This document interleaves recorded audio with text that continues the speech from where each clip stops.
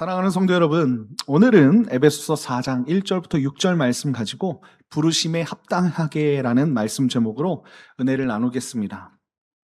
여러분, 예수님께서 산상수훈을 마감하시면서요, 들려주신 유명한 비유가 있어요. 여러분들 잘 아실 것입니다. 두 사람이 각각 집을 짓는데 한 사람은 어디에 짓습니까? 반석 위에 짓고 한 사람은 모래 위에 짓는 그런 비유를 여러분들도 잘 아실 것입니다. 여러분, 그런데 그 말씀 중에 우리가 이것은 아는데 중요한 동사가 하나 있어요. 그래서 제가 여러분들과 이 말씀을 한번 나눠봤으면 좋겠습니다. 마태복음 7장 24절부터 25절을 보면 이렇게 말씀하고 있어요. 우리 다 같이 한번 읽어볼까요? 시작. 그러므로 누구든지 나의 이 말을 듣고 행하는 자는 그 집을 반석 위에 지은 지혜로운 사람 같으리니. 자, 여기 보면 동사가 나오죠. 듣고 행하는 자라는 말입니다. 그렇죠? 자, 25절 우리 다 같이 한번 읽어볼까요? 시작. 비가 내리고 창수가 나고 바람이 불어 그 집에 부딪히되 무너지지 아니하나니 이는 주추를 반석 위에 놓은 까닭이요라고 말씀하는 것을 볼 수 있습니다. 여러분, 두 사람의 차이가 뭐예요? 말씀을 듣고 행한 자는요, 그쵸? 반석 위에 짓는 거예요. 모래 위에 절대로 짓지 않습니다. 말씀을 들은 것은 똑같아요. 두 사람 모두 다. 그쵸? 들은 것은 똑같은데 차이가 뭐였어요? 듣고 행한 사람이 있고 듣고 행하지 않은 사람이 있다는 것입니다. 듣고 행하지 않으면 모래 위에 지은 집과 같다는 것입니다. 들음은 같았으나 행함이 달랐다는 이야기입니다. 그리고 비바람이 몰아쳤을 때 그 행함의 차이가 집의 무너짐과 서 있음으로 드러나지 않습니까? 저와 여러분은 반석 위에 지은 집인 줄 믿습니다. 우리는 지난 석 달 동안 에베소서 1장부터 3장까지의 말씀을 강해로 우리가 함께 나눴었습니다. 하나님이 우리를 위해 행하신 거대한 구원의 그 은혜를 우리가 들었던 것이지요.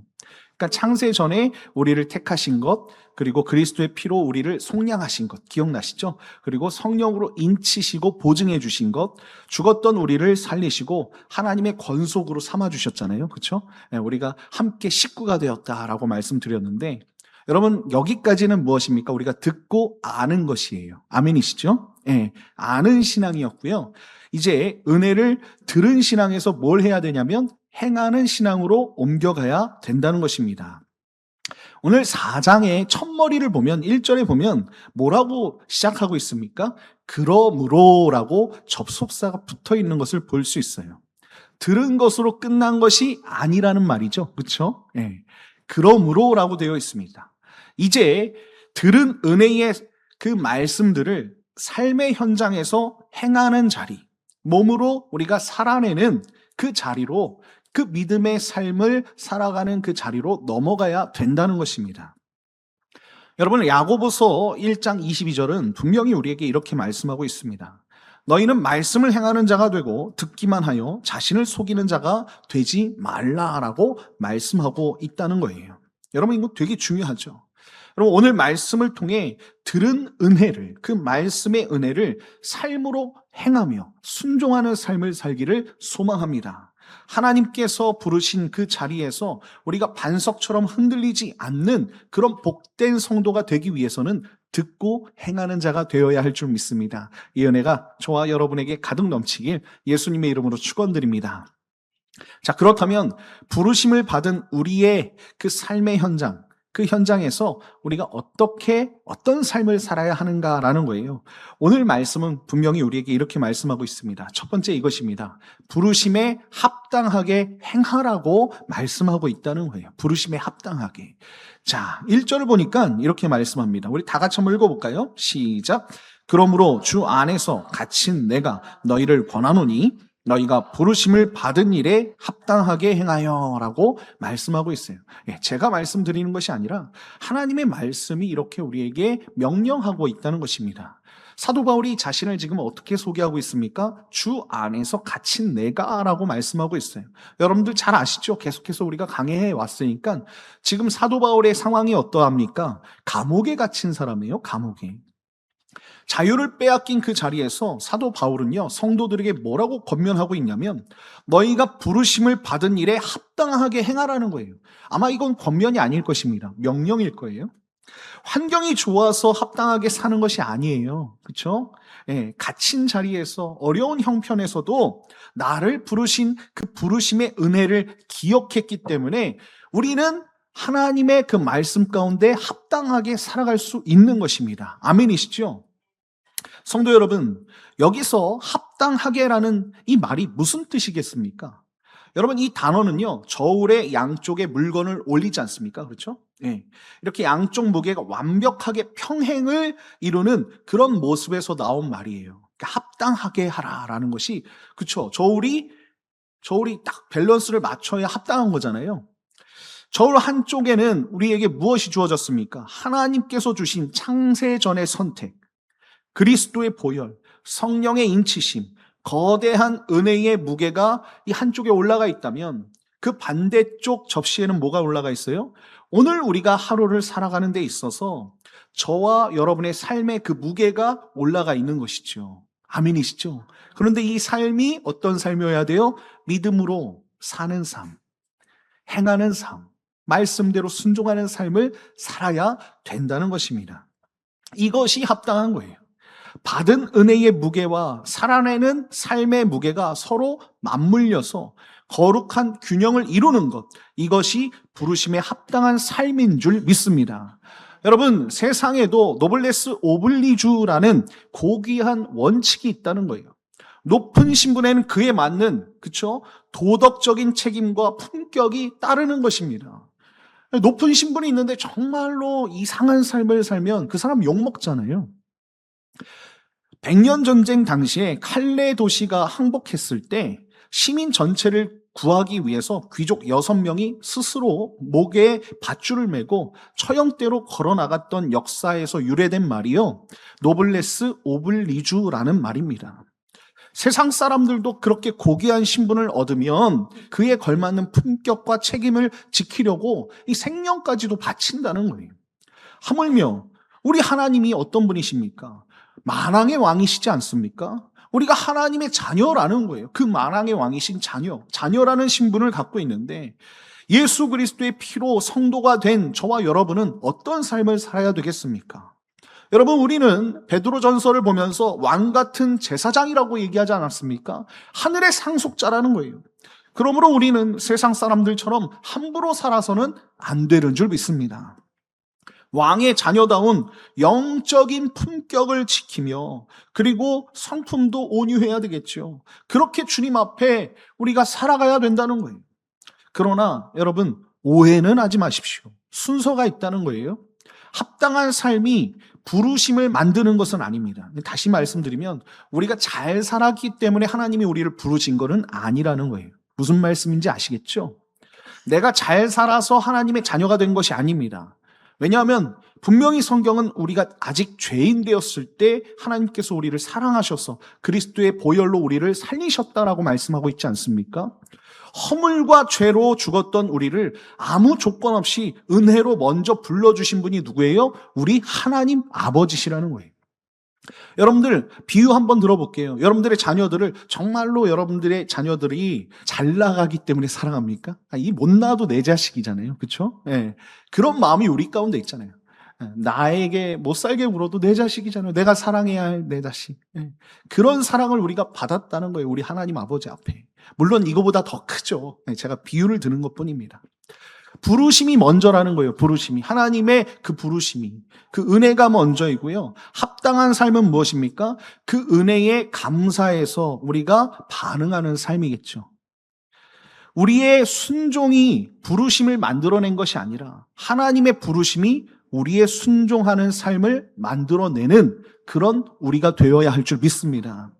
여러분들이 서 있는 일터에서, 가정에서, 그리고 병점의 이 지역에서 우리가 살아가고 있잖아요. 여기가 부르심의 한복판이라는 것입니다. 그렇다면 우리 하나님께서 우리가 죄인 되었을 때 우리를 불러주셨는데 이제 그 구원의 그 감격에 우리가 감사하면서 은혜 가운데 주님의 말씀을 순종해야 되지 않겠습니까? 마땅히 지켜내는 우리가 되었으면 좋겠습니다. 물론 우리가 실수도 하고 좌절하고 하나님 앞에 못 살 때도 있죠. 그래서 이렇게 예배에 나와가지고 회개도 하고 눈물도 흘리면서 주님 도와달라고 우리가 기도하는 것 아닙니까? 그렇게 할지라도 주님 앞에 말씀을 지키려고 애쓰고 힘쓰는 저와 여러분이 되었으면 좋겠습니다. 받은 은혜에 걸맞는 거룩한 삶, 그렇죠? 왕의 자녀인데 거지처럼 사는 것이 아니라 왕의 자녀처럼 그렇게 살아가는 저와 여러분이 되어서 예수 그리스도의 복음을 정말로 우리의 삶으로 증명하는 저와 여러분 다 되시길 예수님의 이름으로 축원드립니다. 자, 그렇다면 부르심에 합당한 삶은 구체적으로 어떤 모습을 살아야 되는가라는 거예요. 오늘 본문은 두 번째로 이렇게 말씀하고 있습니다. 하나됨을 지키라라고 말씀하고 있어요. 자, 2절, 3절을 보니까 이렇게 말씀합니다. 다 같이 한번 읽어볼까요? 시작. 모든 겸손과 온유로 하고 오래 참음으로 사랑 가운데서 서로 용납하고 평안에 매는 줄로 성령이 하나 되게 하신 것을 힘써 지키라라고 말씀하고 있습니다. 여러분, 사도 바울께서 합당한 삶의 첫 번째 모습으로 제시하는 것이 무엇입니까? 놀랍게도 관계에 대해서 말씀하고 있어요. 네, 합당한 삶이 그리스도인들은 관계를 잘 맺어야 되겠죠. 그렇죠? 네, 관계에 대해서 말씀하고 있어요. 우리는 혼자 예배드리고 혼자 거룩하게 그렇게 도도하게 살아가는 사람들이 아니라는 것입니다. 관계를 맺으면서 살아가는 거예요. 함께 하나 되어 살아가는 것입니다. 아멘이시지요? 그리고 그 하나됨을 위해 거룩한 성품의 옷을 입으라고 지금 사도 바울께서 말씀하고 있는 거예요. 먼저는 무엇입니까? 겸손이죠. 겸손을 얘기하고 있어요. 당시 로마 사회에서 겸손은 미덕이 아니라 노예들의 비굴한 태도로 여겨지는 것이 겸손이었어요. 그러니까 그만큼 겸손은 낮아지는 것 아니겠습니까? 그러나 여러분들 한번 생각해 보십시오. 우리가 얼마나 더 겸손할 수 있습니까? 사실 겸손하기가 쉽지 않아요. 그렇죠? 그런데 우리 예수 그리스도께서 그 모습을 보여주셨다는 거예요. 어떻게 보여주셨습니까? 예수 그리스도께서 그 당시에 가장 비참한 형벌인 십자가로 낮아지심을 통해서 우리에게 그 겸손의 모습을 보여주신 줄 믿습니다. 여러분, 우리가 십자가의 고통을 당하고 있지는 않잖아요. 그렇기 때문에 그 십자가의 그 겸손을 우리가 배워가야 된다는 것입니다. 여러분, 이 십자가라는 이 정말로 가장 낮은 그 겸손의 그 위치를 하나님께서 가장 고귀한 기독교의 덕목으로 바꿔주시지 않았습니까?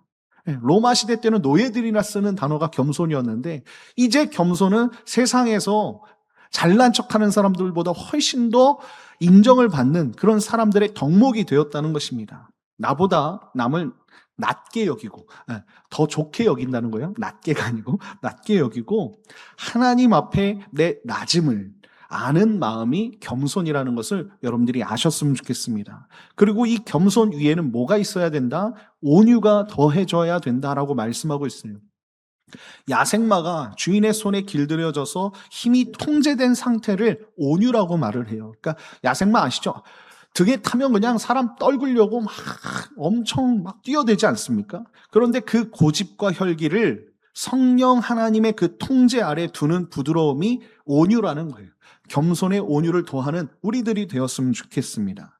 그리고 오해와 상처 속에서도 조급하게 우리가 분노하는 것이 아니라 오래 참음도 있어야 된다는 것입니다. 또한 나와 다른 배경과 성격을 가진 지체를 있는 그대로 품어주는 뭐가 있어야 돼요? 사랑과 용납 또한 우리에게 있어야 할 줄 믿습니다. 여러분, 이 말씀 그대로예요. 이렇게 살면 우리의 삶 가운데 이것들이 어우러질 때, 이 성품들이 어우러질 때 교회와 그리고 여러분들의 가정과 여러분들의 그 관계 맺는 것들이 하나 될 줄 믿습니다. 아멘이시죠? 특별히 여러분들의 가정 가운데 이런 삶을 살아가십시오. 그러면 여러분들의 자녀들이 이 모습을 보고 나 교회 다녀야 되겠다. 하나님 믿어야 되겠다. 그렇지 않겠습니까? 이어지는 3절에서 사도 바울은 아주 중요한 명령을 내리고 있지 않습니까? 성령이 하나 되게 하신 것을 힘써 지키라라고 말씀하고 있어요. 여러분, 바울의 동사를 한번 주의 깊게 한번 보세요. 성령이 하나 되신 것을 만들어라라고 말씀하지 않고 지키라는 거예요. 지키라는 거. 교회의 하나됨은요, 사람이 만들어내는 인위적인 작품이 아니라는 것입니다. 우리가 우리 하나 돼야 돼. 자, 팀워크 다져야 돼. 아싸 이러면서 하는 게 아니라는 거예요. 십자가 예수 그리스도의 보혈로 성령 하나님께서 이미 완성해 주신 선물이라는 거예요. 교회라는 것은. 그런데 우리는 그 이미 주어진 하나됨을 파괴하지 않고 뭐 하는 거예요? 힘써 지키는 파수꾼이 되어야 할 줄 믿습니다. 사랑하는 성도 여러분, 아름다운 오케스트라 여러분 한번 생각해 보십시오. 오케스트라에는 바이올린, 트럼펫, 큰 북 등 수십 개의 서로 다른 악기가 있지 않습니까? 생김새도 다르고 쓰임새도 다르고 소리도 다릅니다. 그렇죠? 만약 바이올린이 트럼펫을 향해서 왜 너는 그런 소리를 내? 나와 다른 소리를 내는데? 라고 이렇게 불평을 하면 어떻게 오케스트라가 되겠습니까? 다 똑같은 소리를 내는데. 여러분 잘못하면 소음이 되는 거예요. 서로 다름의 인정, 그렇죠? 우리 안에 서로가 좀 다르다라는 것을 인정하는 것이 분명히 있어야 된다는 것입니다. 중앙에 계신 지휘자가 계세요. 그분이 누구십니까? 우리의 대장 되신 예수 그리스도 아니시겠습니까? 여러분 그 지휘봉을 우리가 끝까지 바라보면서 분열이 아니라 세상에서 가장 웅장한 모습의 하모니를 이루어가야 될 줄 믿습니다. 교회가 바로 이와 같고요. 가정이 바로 이와 같다는 거예요. 우리 드리움교회 성도님들의 그 살아온 배경과 성격과 취향 모두 다를 수 있지만 예수 그리스도라는 그 한 축, 그렇죠? 그 지위, 그 중심 가운데 우리 머리 대신 오직 한 분 예수 그리스도를 바라보면서 우리가 주님 안에서 하나 되어야 할 줄 믿습니다. 이 하나됨을 지켜야 된다는 것입니다. 우리가 다름은 분열의 이유가 아니라는 거예요. 우리가 다를 수 있어요. 그런데 그게 분열의 이유가 아니라 연합의 재료가 되는 줄 믿습니다. 교회에 하나 되면요, 인간의 정의나 인위적인 타협으로 유지되는 모임이 절대로 아니라는 것을 여러분들이 깨달으시고 성령 하나님 오늘도 예수 그리스도의 십자가로 이루신 그 신비로운 은혜의 사건을 우리가 인정하며 우리가 그것을 중심축에 두오니 성도인 제가 이 하나됨을 지켜갈 수 있도록 우리에게 힘을 주시옵소서, 지혜를 주시옵소서라고 우리가 그렇게 지켜가는 하나님의 백성들 되었으면 좋겠습니다. 여러분들이 겸손과 용납으로 성령의 하나됨을 우리가 지켜간다면 분명 우리 교회는 하나님 앞에 아름답게 쓰임받을 줄 믿습니다. 이 은혜가 저와 여러분에게 가득 넘치길 예수님의 이름으로 축원드립니다. 자, 그렇다면 우리가 힘써 지켜야 할 교회의 하나됨은 얼마나 단단한 기초 위에 서 있는가라는 그 질문을 오늘 하고 있어요. 자, 세 번째는 이것입니다. 하나됨에는 7 기둥이 있다라고 말씀하고 있어요. 4절부터 6절을 보니까 이렇게 말하고 있습니다. 몸이 하나요 성령도 한 분이시니 이와 같이 너희가 부르심의 한 소망 안에서 부르심을 받았느니라. 주도 한 분이시요 믿음도 하나요 세례도 하나요 하나님도 한 분이시니 곧 만유의 아버지시라. 만유 위에 계시고 만유를 통일하시고 만유 가운데 계시도다라고 말씀하는 것을 볼 수 있습니다. 여러분 사도 바울께서 뭐라고 말하냐면 하나라는 그 단어를 무려 7번이나 반복해서 쓰는 것을 볼 수 있습니다. 한 몸, 한 성령, 한 소망, 한 주, 한 믿음, 한 세례, 한 하나님이라고 그렇게 7가지 하나에 대해서 말씀하고 있어요. 여러분 이 7가지 하나는요 교회를 떠받치는 웅장하고 흔들리지 않는 진리의 7 기둥과 마찬가지입니다. 여러분 이 7 기둥을 자세히 한번 들여다보면 완벽한 삼위일체 하나님으로 묶여 있는 것을 우리가 볼 수 있어요. 4절에 한 몸, 한 성령, 한 소망, 이것은 무엇입니까? 한 몸, 한 성령, 한 소망. 우리 안에 거하시는 성령 하나님에 대해서 우리에게 말씀하고 있는 거예요. 그렇죠? 성령 하나님께서 우리를 한 몸으로 이루어 주시고 성령 하나님께서 한 성령으로 우리를 함께 해주시고 그리고 한 소망을 품게 하시는 분이 한 성령 하나님이라는 거예요. 그리고 5절 보니까 한 주, 한 믿음, 한 세례는요 우리를 구원하신 성자 예수 그리스도의 사역에 대해서 말씀하는 것입니다. 자, 6절 보니까 만유의 아버지신 한 하나님은 영원 전부터 구원을 계획하신 성부 하나님의 사역 아니겠습니까? 사랑하는 성도 여러분, 건물을 지을 때 아무리 지붕을 화려하게 꾸며놓아도 그 밑을 떠받치는 그 기둥이 부실하면 어떻게 됩니까? 작은 비바람에도 그 지붕은 그냥 무너져 내려가는 거예요. 사람의 감정이나 기분 그리고 세상의 취향이나 그런 친목은 교회를 유지하는 기둥이 절대로 될 수 없습니다. 그런 사람의 중심은 어떤 그 섭섭함이나 서운함이 찾아오면 순식간에 교회가 흔들릴 수밖에 없다는 거예요. 우리가 서로 부딪히는 이유가 무엇입니까? 하나됨의 근거를 우리가 사람에서 자꾸 찾으려고 해서 그래요. 본질은 절대 그게 아닌데 사람에게서 하나됨을 찾기 때문에 그렇습니다. 저 사람은 성격이 맞아서 좋고 저 사람은 안 맞아서 싫고 이게 아니라는 거예요. 이렇게 사람 위에 하나됨을 우리가 세우게 되면 변하는 감정에 따라 교회는 어떻게 되는 거예요? 흔들릴 수밖에 없는 것입니다.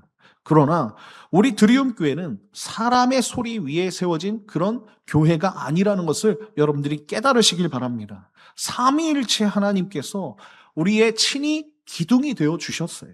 반석이 되어 주셨어요. 7가지 진리의 반석 위에 세워진 교회가 우리 교회인 줄 믿습니다. 그래서 앞전에 제가 그러한 덕목들이 우리에게 있어야 되는 거예요. 겸손과 온유와 이런 것들이 우리에게 있어야 우리가 좀 다름도 인정할 수 있는 것입니다. 성격은 안 맞아도 우리는 한 주님을 섬기는 형제 자매 아닙니까? 아멘이시죠? 생각은 달라도 우리는 한 하나님을 아버지로 모시는 한 가족 권속이라는 거예요. 네. 여러분, 교회의 연합은 사람의 세력이나 인간의 조건에 의해 결성되는 그런 동호회 조직이 아니고요. 삼위일체 하나님의 본질적 통일성과 영원한 은혜 언약의 그런 뿌리 내린 신성한 공동체인 줄 믿습니다. 사람의 감정이 아닌 7기둥 진리 위에 흔들림 없이 서 있는 저와 여러분 다 되시길 예수님의 이름으로 축원드립니다. 결론입니다. 사랑하는 드리움교회 성도 여러분, 초대교회에는요, 유대인과 헬라인, 종과 자유인, 그리고 부자와 가난한 사람처럼 세상의 눈으로 보면 도무지 저 사람들 왜 같이 모여 있지? 그렇게 하나 될 수 없는 그런 사람들이 한 자리에 모여 있었단 말이에요. 그런데 그들은 어떻게 살았습니까? 사도행전 2장 46절과 47절을 보니까 이렇게 말씀하고 있어요. 제가 한번 읽어보겠습니다. 날마다 마음을 같이하여 성전에 모이기를 힘쓰고 집에서 떡을 떼며 기쁨과 순전한 마음으로 음식을 먹고 하나님을 찬미하며 또 온 백성에게 친송을 받으니 주께서 구원받는 사람을 날마다 더하게 하시니라 라고 말씀하는 것을 볼 수 있습니다. 여러분, 그들은 뭐 했다고요? 마음을 같이 했다라고 말씀하고 있어요. 떡을 떼며 기쁨으로 하나가 되었다고 말씀하고 있습니다. 부르심에 합당하게 겸손과 온유로 하나됨을 살아냈을 때 무슨 일이 일어납니까? 온 백성에게 칭송을 받았다라고 말씀하고 있지 않습니까? 주께서는요, 그 교회 안에 날마다 구원받는 사람이 더하게 하셨다라고 말씀하고 있어요. 여러분, 이 초대교회가 대단한 전도를 그런 프로그램을 해서 이렇게 부흥하는 것이 아닙니다. 말씀으로 삶을 살아낸 그 초대교회의 성도들 하나하나의 그 모습 자체가 세상을 향한 가장 강력하고 아주 매력적인 복음의 초대장이 된 것입니다. 그러니까 한화됨의 모습, 주님을 섬기고 주님의 말씀대로 살려고 하는 그 모습들이 세상을 향한 전도의 초대장이었다는 거예요. 예수님께서는 분명히 요한복음 13장 35절에 우리에게 이렇게 말씀하고 있습니다. 너희가 서로 사랑하면 이로써 모든 사람이 너희가 내 제자인 줄 알리라. 아멘이시죠? 예, 우리가 서로 사랑하면요, 말씀대로 살려고 노력하면, 하나님을 사랑하고 우리 교회 이웃을 사랑한다면 분명히 세상 사람들이 우리가 제자인 줄을 알 줄 믿습니다. 우리가 서로 사랑하고 하나 되는 그것이 우리가 그리스도의 제자임을 밝혀준다는 것을 여러분들이 잊지 마시고, 부르심에 우리가 합당하게 행하고 겸손과 용납으로 하나됨을 지켜가며 삼위 하나님이라는 그 7기둥 위에 우리가 흔들리지 않는 하나됨을 계속해서 유지해 나갔으면 좋겠습니다. 이 은혜를 우리가 가슴에 잘 품고 부르심에 합당한 삶을 살아가며 아름다운 성령 하나님의 그 하모니를 만들어내는 우리 드리움교회, 그리고 여러분들의 가정의 자녀들과 여러분들의 남편과 아내들에게도 그런 하모니를 잘 만들어내는 그런 멋진 그리스도인들 다 되시길 예수님의 이름으로 축원드립니다.